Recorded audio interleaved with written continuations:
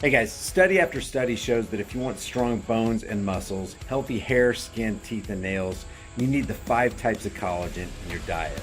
I get mine from BioTrust. I've got a link in the description with a massive discount, and it'll tell you all about it. What I'm about to read to you was written by Chelsea Mitchell, who was labeled the former fastest girl in Connecticut, and she's addressing biological males competing in girls' sports. She says, "They used to call me the fastest girl in Connecticut, but I couldn't outrun an injustice. For 4 years, I competed as a high school runner and made it to the state championships every one of those years. But in my junior year, I lost 4 of the state titles I earned to males who identified as females. They give awards based on who wins, typically the person with the strongest muscles, the greatest lung power, and fastest speed, not based on how a person identifies. At the end of the race, it's about biology, not gender identity. And no amount of testosterone suppression can change a male's innate physical advantages like bone structure and muscle mass. And as fast as I am, I can't outrun those advantages or the injustice that protects them. For saying that out loud, I've been branded by some as a sore loser and a hater.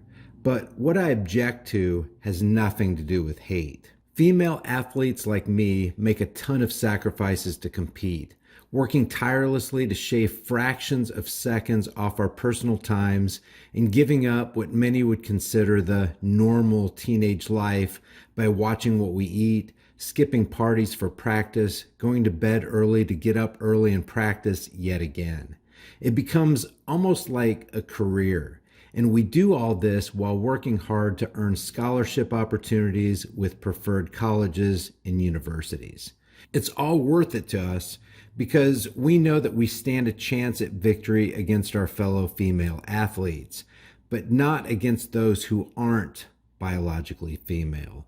It's demoralizing to see all that effort and sacrifice as futile, where we are punished for a biological reality we can't do anything about.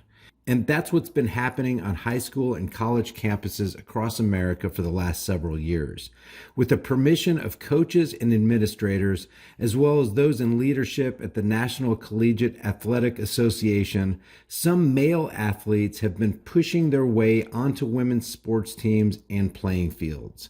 With their physical advantages, they've been taking the positions, the wins, and the opportunities so many women and girls have worked so hard, often their entire life, to obtain.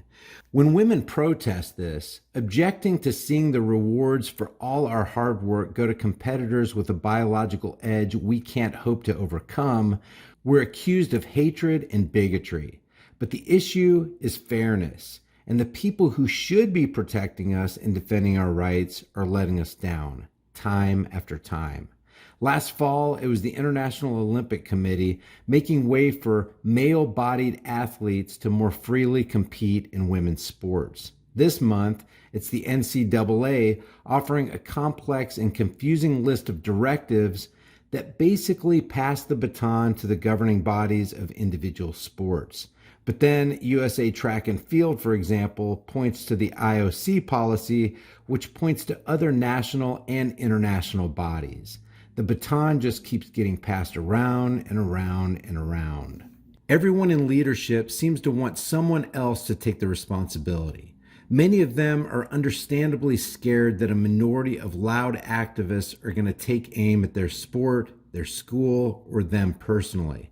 So they're throwing female athletes under the bus, hoping we will eventually be quiet and all the commotion will eventually go away. If it does, women's sports will become a thing of the past. There's no way athletic administrators in every sport can't see this. If biological males move into women's competition, they will dominate whatever contest they enter.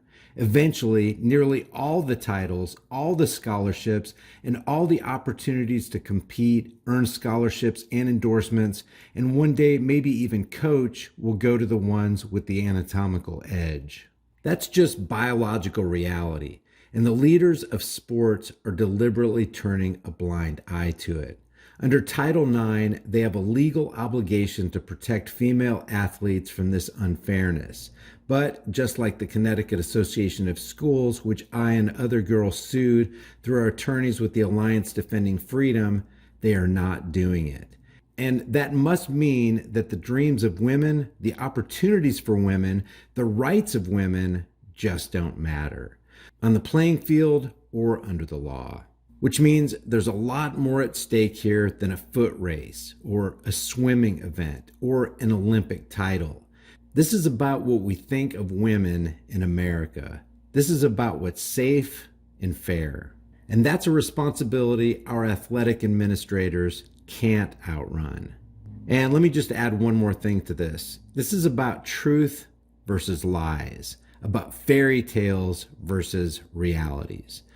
Leave your thoughts about this for the world and the global thought police in the comment section below. If you haven't done so already, subscribe to this channel, hit the bell notification icon, give it a thumbs up, share it with everybody you know, and don't forget to subscribe to my private email list through my website, highimpactflix.com, and subscribe to me over on Grease Monkey Videos, and here's the deal, my backup channels right here on the YouTube platform. I'll see you guys in the next heavily censored shadow ban video. Hey guys, we know with the way things have been going, it can get really interesting really quick. So make sure you and your family have a long-term storable food supply. Support the channel and get $50 off with my link in the description while you still can.